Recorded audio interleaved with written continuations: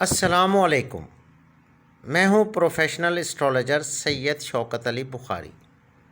Life and astrology میں آپ کو خوش آمدید کہتے ہیں۔ امید ہے آپ سب خواتین و حضرات جہاں بھی ہوں گے خیر و عافیت سے ہوں گے۔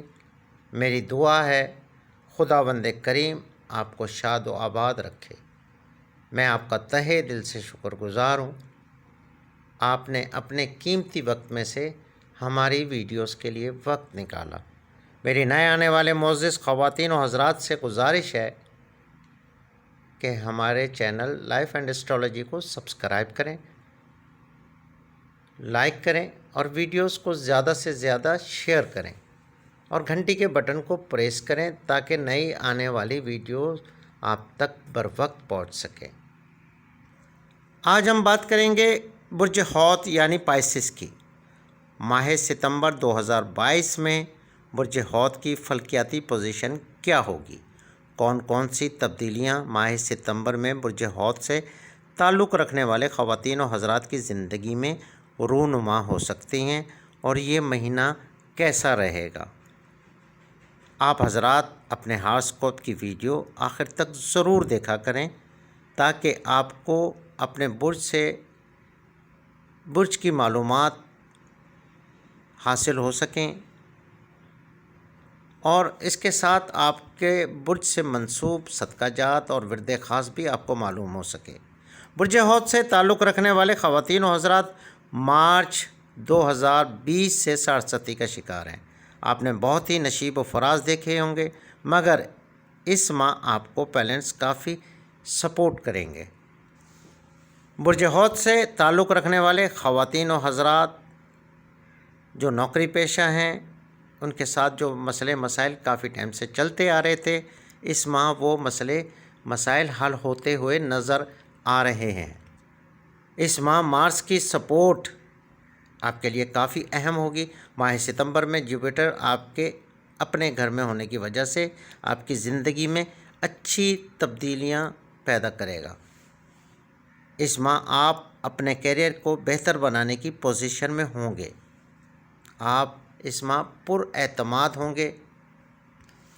اب آپ کے مالی معاملات میں بہتری آئے گی۔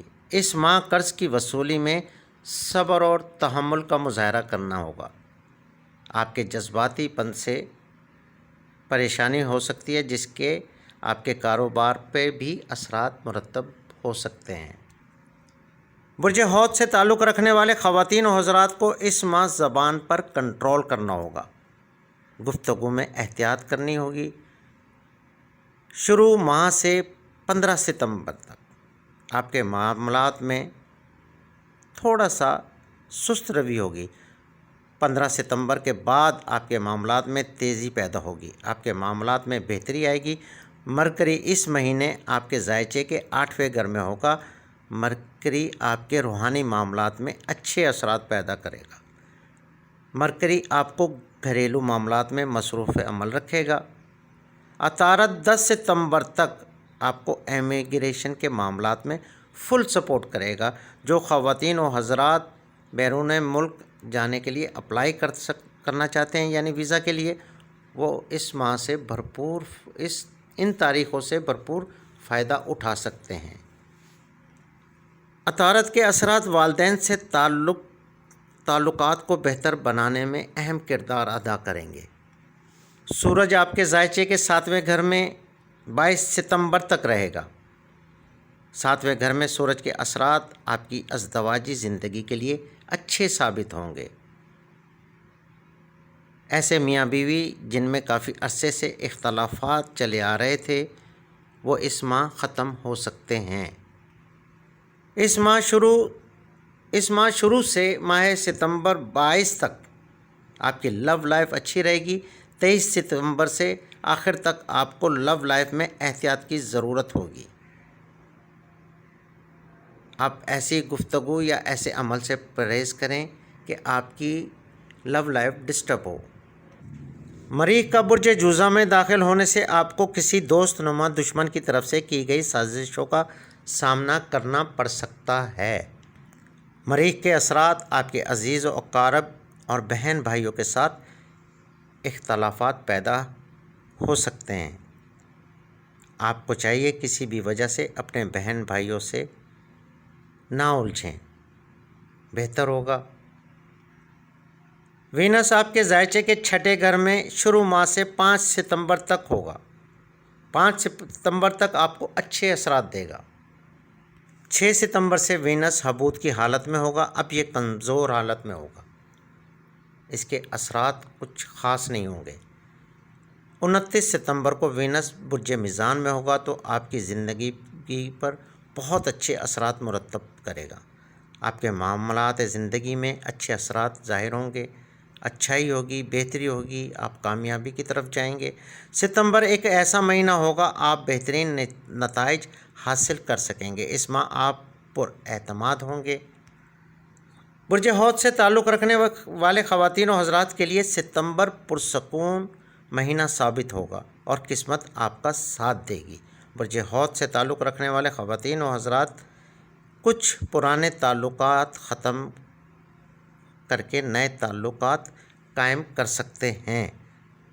سنگل افراد جو رشتے کی وجہ سے پریشان تھے، اس ماہ رشتے ہونے کے اسباب پیدا ہو سکتے ہیں۔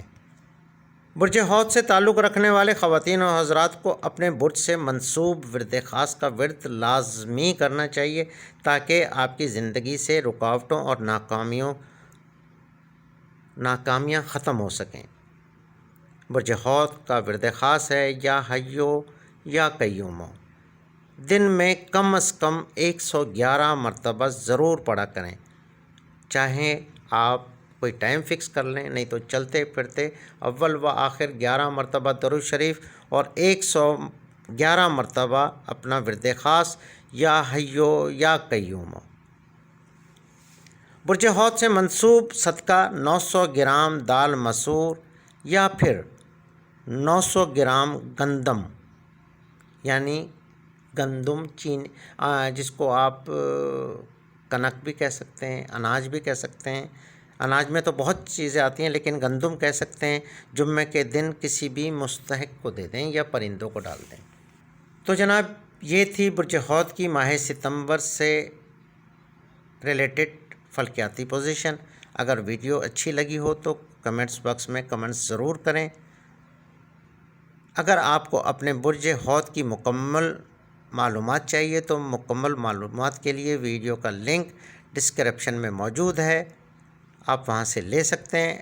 اور اگر آپ کو کوئی بھی سوال پوچھنا ہو یا آپ کو کوئی وظیفہ چاہیے یا پھر ہربل نسخہ جات سے ریلیٹڈ کوئی بھی نسخہ چاہیے، کوئی انفارمیشن چاہیے یا کچھ بھی ہو، آپ کمنٹس باکس میں کمنٹس کریں، انشاءاللہ جواب ضرور ملے گا۔